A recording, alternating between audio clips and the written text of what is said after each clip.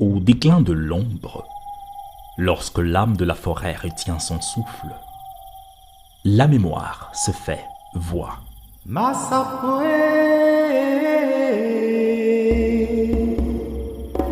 Masapo,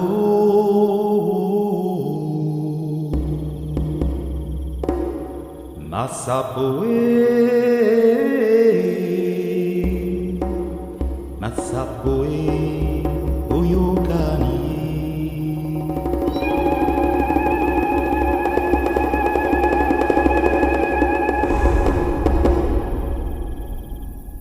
Salut et bienvenue dans ce nouvel épisode de Masapo, le podcast qui vous guide au corps sacré de l'Afrique ancestrale, bien au-delà du voile du temps, là où chaque mot est un souffle d'esprit et chaque récit un pont entre les murmures des ancêtres et la lueur du feu rituel.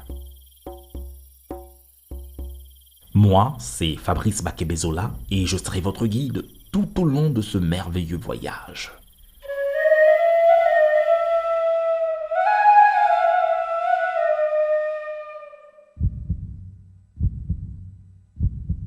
Un proverbe Akan du Ghana dit « L'hôte d'aujourd'hui peut être la vie de demain. »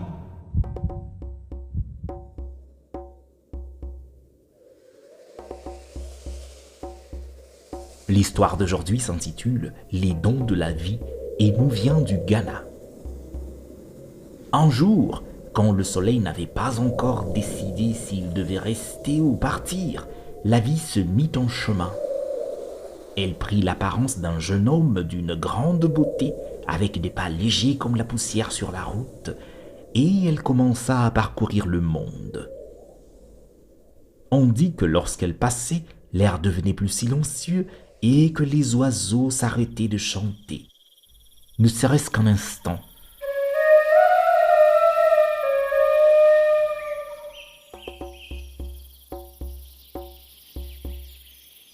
Au bord d'une grande forêt, là où les arbres ne parlent qu'à ceux qui savent écouter, la vie aperçut une case.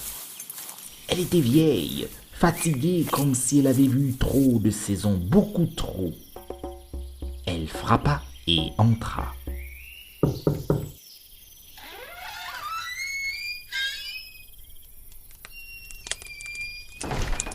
À l'intérieur se trouvait un homme atteint d'une terrible maladie.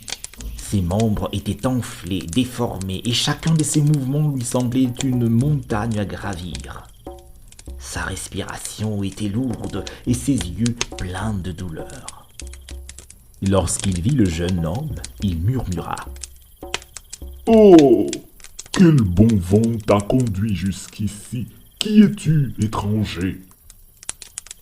Le jeune homme esquissa un léger sourire.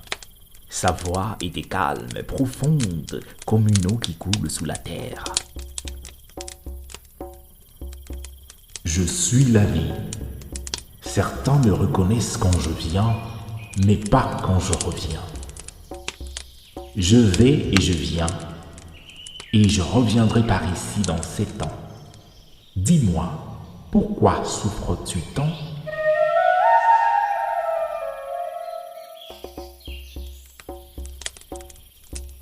Cette maladie m'a volé mon visage d'homme, ma force, ma joie.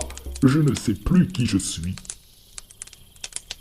La vie l'observa longuement, puis elle dit « Je peux te guérir, mais toi, tu m'oublieras. »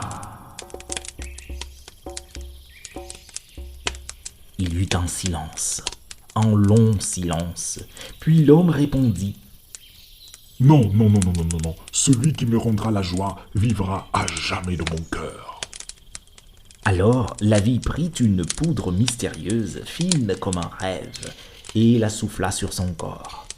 Et l'homme guérit comme par enchantement.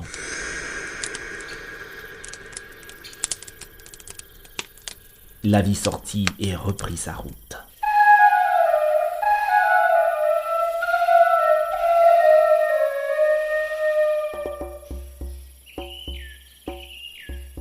Un peu plus loin, une autre case.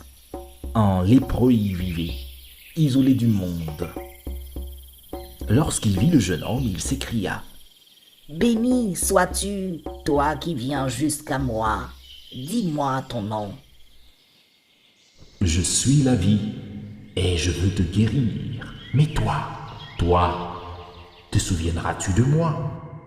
Tant que j'aurai un souffle de vie, je le jure sur mes ancêtres, je me souviendrai de toi. Et le lépreux fut guéri à l'instant même. Puis, à l'entrée d'un village, la vie rencontra un aveugle qui avançait lentement, tâtant le monde avec son bâton. Qui est là? Attention au pauvre aveugle. Je suis la vie. Une fois encore, la poudre mystérieuse et la lumière revint dans les yeux de l'aveugle.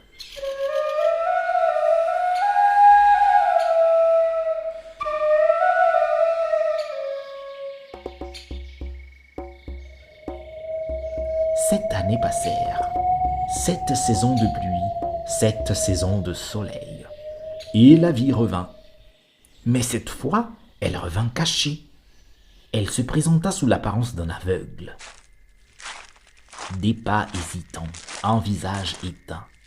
C'était le soir lorsqu'elle frappa à la première case. L'homme n'était pas là, sa femme ouvrit.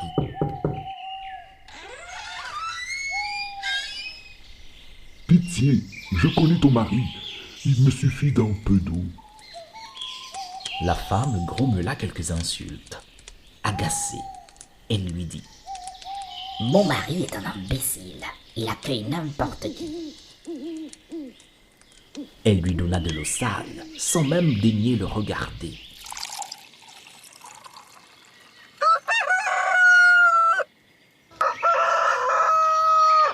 À l'aube, la vie parla.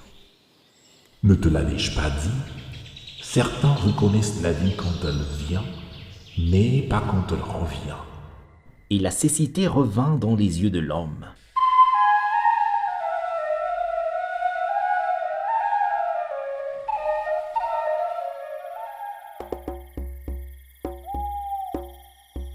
La vie poursuivit sa route.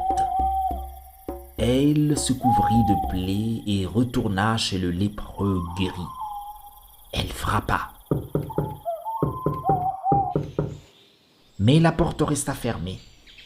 L'homme cria depuis la fenêtre. « Tu es trop sale, va-t'en de chez moi !» Et aussitôt, la lèpre revint. Enfin, la vie se présenta devant la première case. Elle gonfla ses membres, peinant à marcher.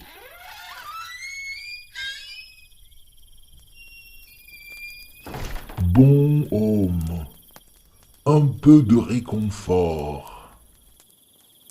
L'homme le fit entrer aussitôt. Il lui parla, le soigna, cuisina pour lui sans poser de questions. À l'aube, la vie se révéla. Tu as reconnu la vie, même à son retour. Tu n'as pas oublié le bien reçu. Pour cela, tu vivras dans la prospérité. L'homme voulut lui offrir le meilleur de son bétail, mais le jeune homme répondit: Je te remercie, mais je n'ai pas besoin de richesse. Souviens-toi seulement de ceci. La vie change sans cesse. Aujourd'hui, elle t'apporte le bien, demain le mal. Mais bien souvent, cela dépend de vous, de la rendre meilleure ou pire. Après ces dernières paroles, la vie disparut.